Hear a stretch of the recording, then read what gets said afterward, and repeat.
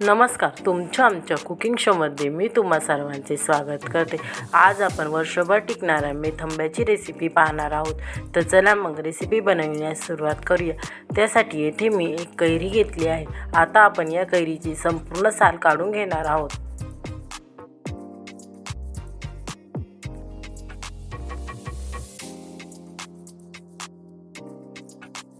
कैरीची संपूर्ण साल काढून झाल्यानंतर आता आपण चाकूच्या मदतीने कैरी कापून घेणार आहोत।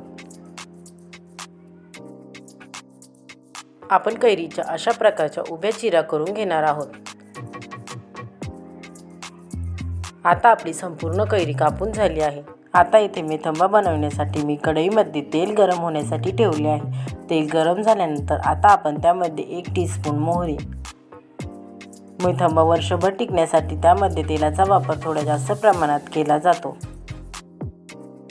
मोहरी छान प्रकारे तडतडल्यानंतर आता आपण त्यामध्ये 1 टीस्पून जिरे, 1 टीस्पून हिंग, 2 सुक्या लाल मिरच्या,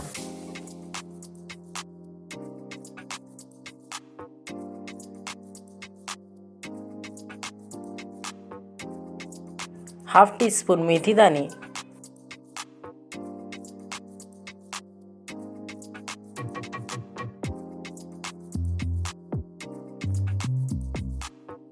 हाफ टीस्पून हळद। आता आपण यामध्ये उभी चिरून घेतलेली कैरी टाकून घेणार आहोत।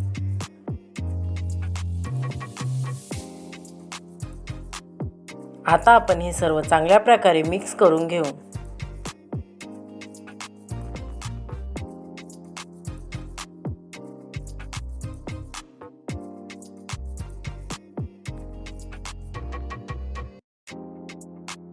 आता आपण यामध्ये चवीपुरते मीठ टाकून घेऊ व हे पुन्हा एकदा सर्व चांगल्या प्रकारे मिक्स करून घेऊ।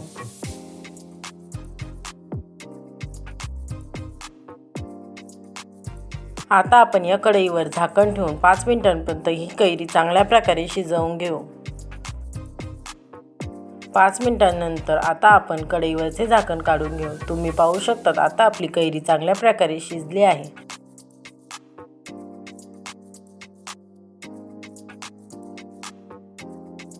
आता आपण यामध्ये अर्धी वाटी गूळ टाकून घेणार आहोत।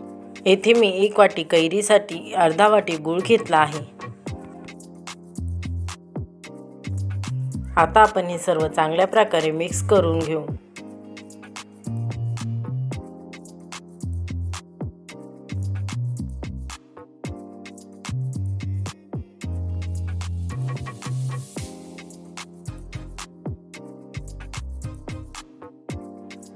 तुम्ही पाहू शकता आता आपला गूळ सर्व चांगल्या प्रकारे विरघळला आहे। आता आपण यामध्ये 1 टीस्पून काश्मीरी लाल मिरची पावडर टाकून घेणार आहोत। आता आपण हे सर्व चांगल्या प्रकारे मिक्स करून घेऊ। तुमचा मेथंबा वर्षभर टिकण्यासाठी मेथंबा बनवताना कुठेही पाण्याचा वापर करायचा नाही। मेथंबा बनवून झाल्यानंतर तो थंड झाल्यानंतर तुम्ही त्याला एअरटाईट कंटेनरमध्ये वर्षभर टिकवू शकता।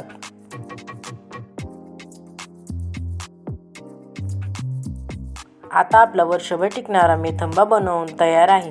जर मेथंब्याची रेसिपी तुम्हाला आवडली असेल तर मला कमेंट करून नक्की सांगा। रेसिपी आवडली असेल तर रेसिपीला लाईक शेअर करा व चॅनलला सबस्क्राईब करा। पुन्हा भेटूया आपण अशाच एका नवीन रेसिपीसोबत। तोपर्यंत सर्वांनी काळजी घ्या। बाय।